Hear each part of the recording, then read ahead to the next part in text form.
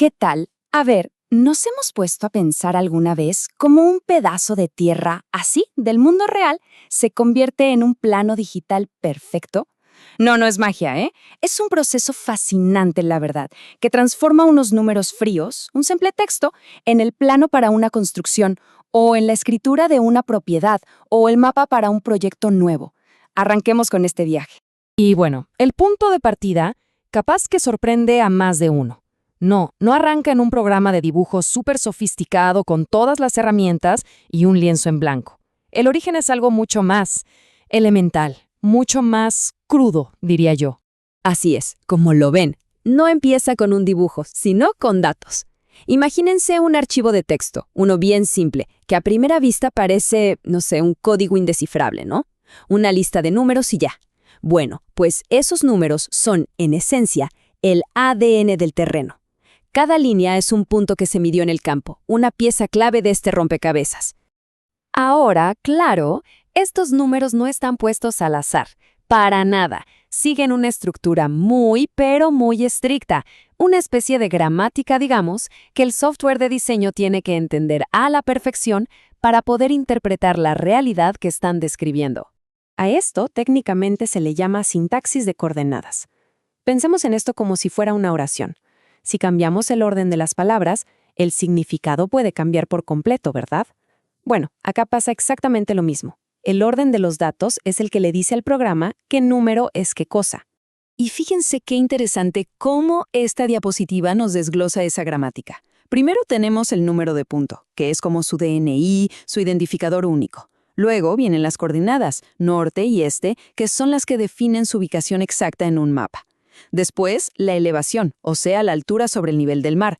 Y al final, una descripción, algo como ESQ-solar, que nos dice qué es ese punto. Ah, mira, es la esquina de un solar. ¡Listo! Entonces, acá viene la pregunta del millón. ¿Qué pasa si esa gramática no se respeta? ¿Qué pasa si el orden está mal? Las consecuencias, créanme, son mucho más grandes de lo que uno se podría imaginar. Y esta diapositiva lo muestra perfecto. A la izquierda, el formato correcto, el software lee primero la coordenada norte, que tiene 7 dígitos, y después la este. El resultado es exacto, preciso. Pero a la derecha, ojo, invertimos el orden. El programa interpreta todo mal y el dibujo se deforma, o lo que es peor, aparece en un lugar que no tiene nada que ver. Así de crucial es el orden. Bueno, una vez que ya nos aseguramos de que los datos tienen la sintaxis correcta, llegó la hora de la verdad. Darle vida a esos números, de transformarlos en algo visual. A ver cómo se hace esto. El proceso en realidad es bastante directo. Primero se configura el entorno de trabajo en el programa, ¿no? Se le dice en qué unidades vamos a trabajar, con qué precisión. Luego se selecciona nuestro archivo de texto, el que tiene todos los datos.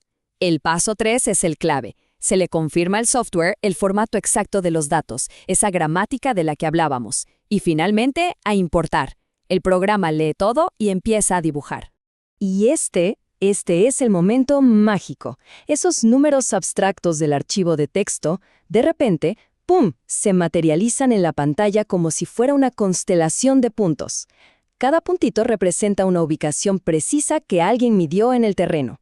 Ya no son solo datos, ahora son, digamos, el esqueleto de nuestro plano.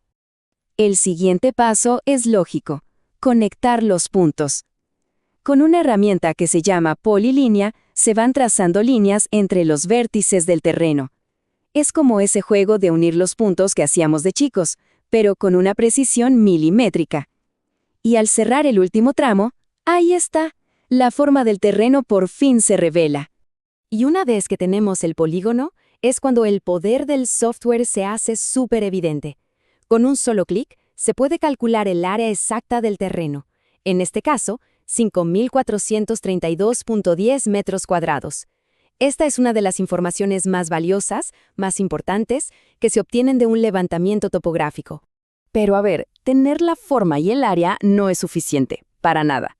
Ahora viene la parte del arte, si se quiere, de transformar este dibujo técnico en un documento profesional, que sea claro y fácil de entender para cualquiera, sea un arquitecto, un abogado o el mismísimo dueño de la propiedad.